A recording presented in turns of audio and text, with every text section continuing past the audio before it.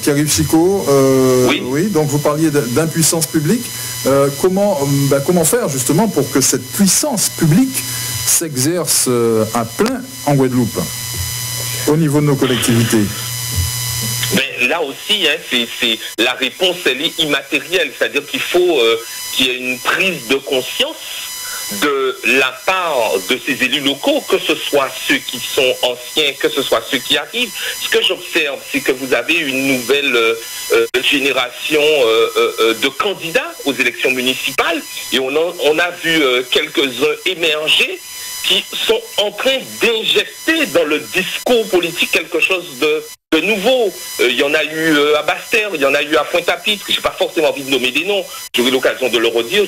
Vous avez eu une candidate à Basse-Terre, vous avez eu un candidat à Vieux-Habitants, un candidat à Pointe-à-Pitre qui sont venus avec un discours beaucoup plus rafraîchissant, beaucoup plus audacieux, qui sont plus en phase avec le monde moderne dans lequel nous vivons, où l'idée, c'est la montée en puissance de la responsabilité individuelle.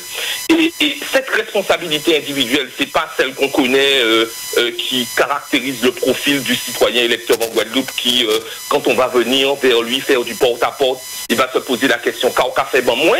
Mais c'est l'idée du citoyen électeur qui monte en responsabilité individuelle et qui va vouloir apporter sa contribution sociale, non pas simplement pour lui et pour sa famille, mais pour l'ensemble de la société dans laquelle il vit. Et j'observe une inflexion dans la société guadeloupéenne qui gêne d'ailleurs la classe politique guadeloupéenne.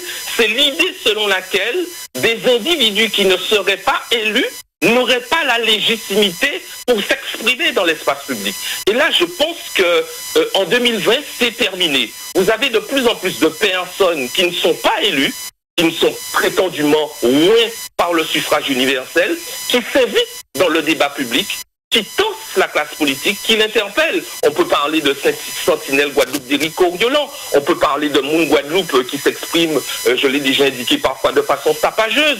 Vous avez un syndicat comme l'UGTG qui ne se contente pas simplement de défendre les intérêts matériels et moraux de ses adhérents, mais qui va beaucoup plus loin dans son action sociale, qui n'est plus circonscrit à l'action syndicale. Et je pense que ce à quoi on va assister de plus en plus en attendant la prise de conscience qu'on peut espérer pour que les collectivités territoriales s'emparent pleinement de ce que j'appelle la décentralisation autonomique, c'est la montée en puissance de cette société civile guadeloupéenne qui va s'exprimer dans l'espace public sans pour autant être candidat aux élections. Très bien, merci en tout cas, merci à vous Pierre-Yves Chicot pour